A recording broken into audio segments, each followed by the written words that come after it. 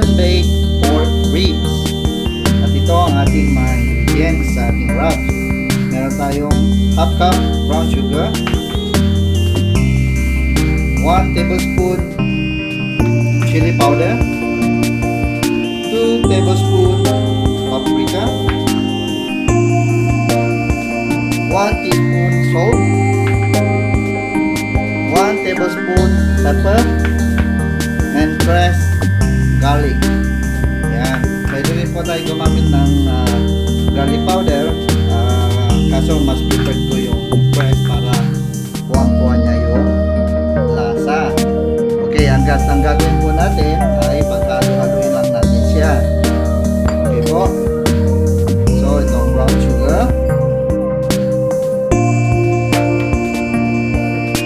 paprika,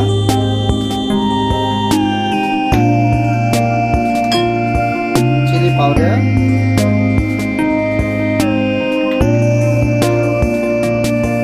salt,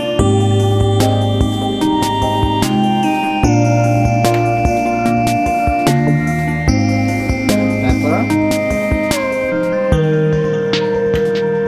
at ang ating garlic. Yan. Ang gagawin natin ay halu-haluin lang natin siya. Yan.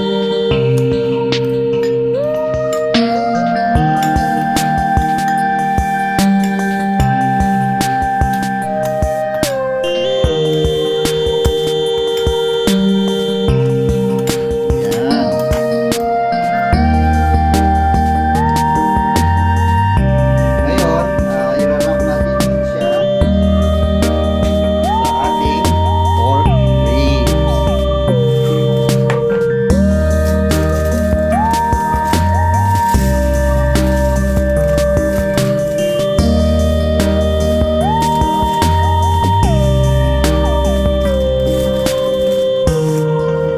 Damihan natin para mas malasa.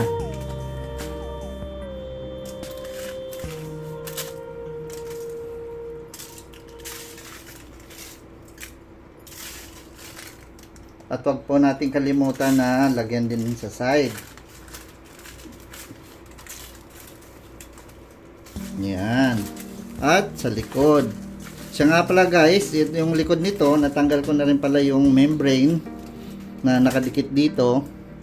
Huwag nyo kalilimutan tanggalin yung membrane dyan dahil yun ang makunat.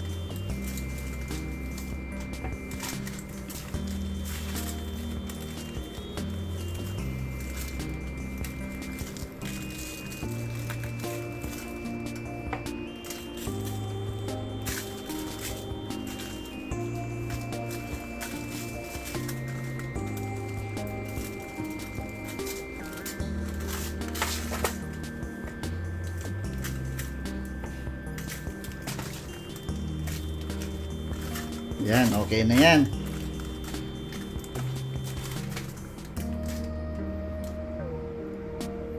Okay guys, so ngayon ang gagawin natin is fill natin siya sa aluminum foil. Yan, siguraduhin natin na sealed na sealed siya.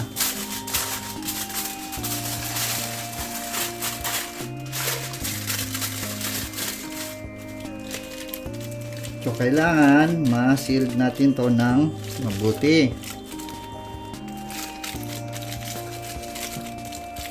Para hindi lumabas ang moisture at lumambot ang ating pork ribs. Yan, okay na sa atin yan. Tapos ilalagay natin sa ating baking tray. So, ayan guys, ready na yan para isalang sa ating oven. Okay guys, ngayon isa-set natin ang oven ng ilalagay ko ng 250 degrees at i-bake natin siya ng 2.5 hours. Okay? So, okay guys, ngayon ipasok natin ang ating pork ribs. Ayan, mainit na siya.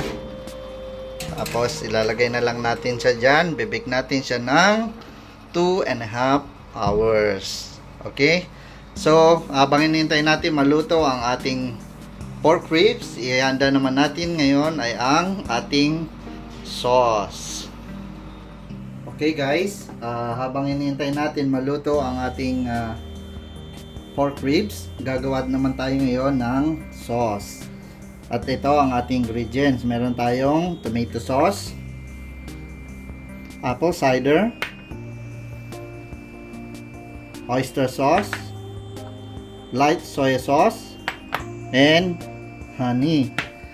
Okay, ang gagawin lang po natin ay paghalo-haluin natin lahat ng ingredients. Ayan, yan ang tomato sauce, oyster sauce,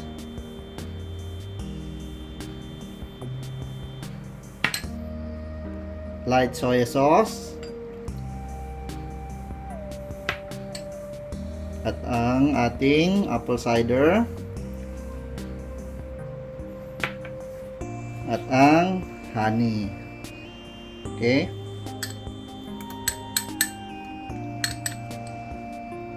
Ayan. So, ang magiging lasa nito, nag-aagaw ng matamis at maasim. Okay, so ngayon haluin lang natin. Ayan. Okay. At pagkahalo natin ito, isasalang natin to at luluto-lutuin natin ng konti para lumapot siya. Ganyan lang kadali. Alam ko rin po na maraming iba't ibang klaseng sauce ang ginagamit natin. Ito po ay ang aking preference lang. Kung paano ko gagawin ang aking oven bake pork ribs. Okay po. At aking ihanda ang ating lutuan. At luto natin ito ng konti para lumapot. Okay, yan po. Iluto natin ng konti ang ating sauce.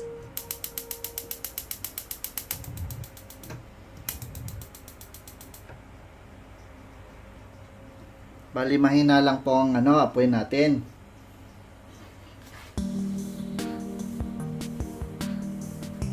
At saka natin ilagay ang ating ginawang sauce.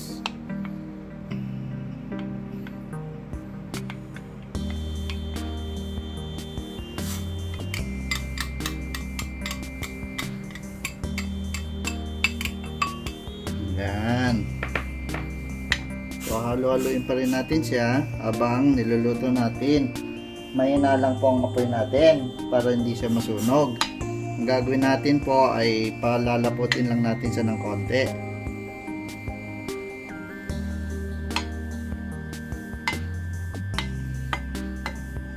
So, haluin lang po natin siya ng haluin hanggang makita natin na malapot na siya ng konti.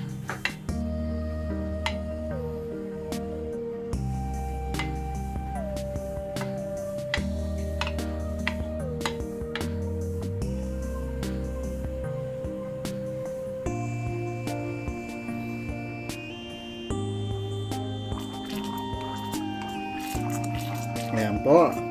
Ready na ang ating sauce. Ayan.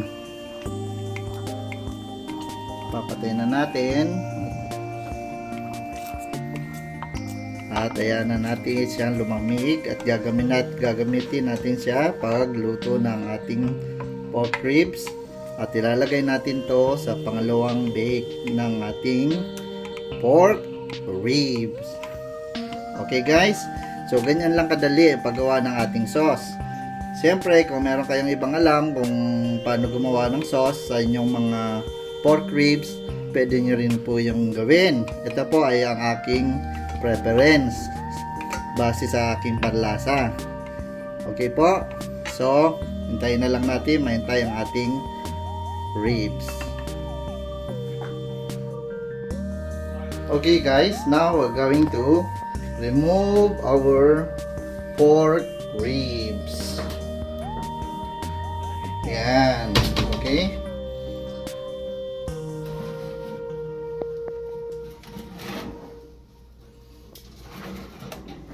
Okay, then we will going to transfer this to our next baking tray. Okay.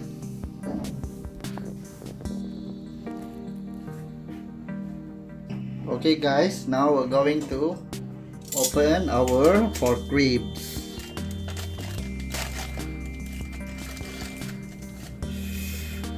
Okay, slightly hot. Ooh. Oh, delicious. Okay guys, then we will transfer this.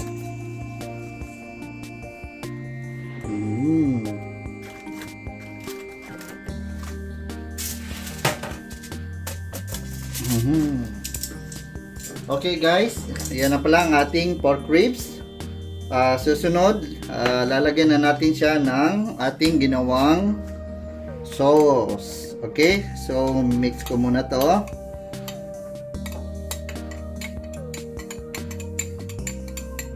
Yan.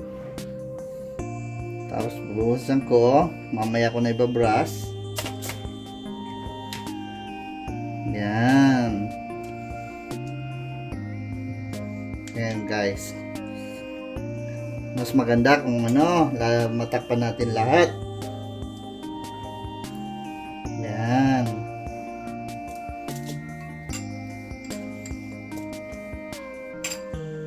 Yun. Ganon din sa likod.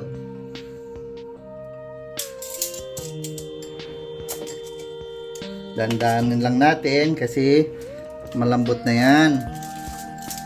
Yan.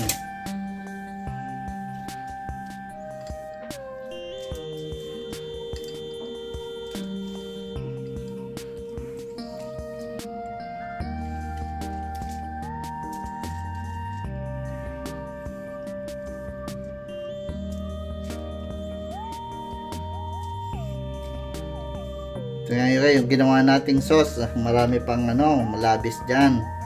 So hindi kailangan na gumawa ng marami. Okay, so ipapataob ko ulit.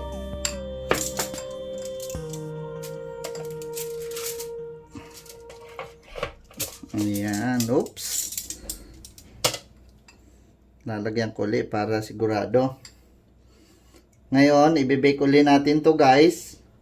400 degrees. So mga na lang, mga 15 to 20 minutes.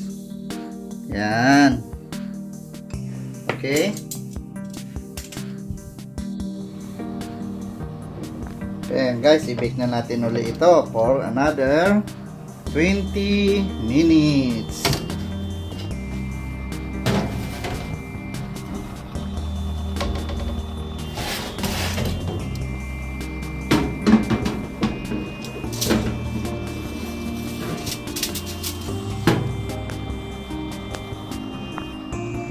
So ayan, hintayin na lang natin tapos kain na.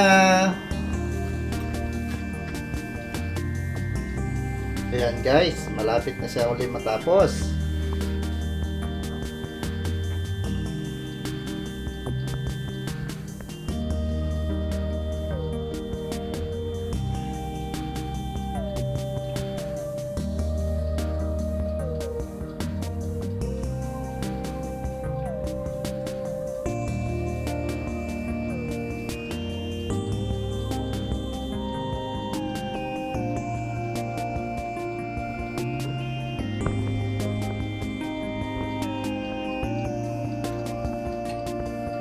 Yan. Tingnan natin.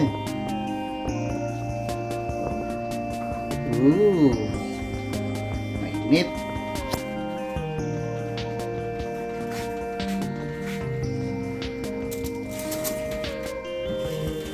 Oh, wow. Delicious. Yan guys, ang ating oven baked pork ribs. Ngayon gagawin natin, ilalagay natin sa plato para ating kainin. Okay guys? Okay guys, let's check how soft is our oven baked pork ribs. See guys? Perfect. Malinis na malinis ang buto. Ganyang kalambot ito guys. Okay? So, enjoy your food. Thank you. Yan guys, ito ang ating finished product ng ating oven baked pork ribs. Yan. Sana may natutunan ulit tayo ngayon kung paano gawin itong oven baked pork ribs.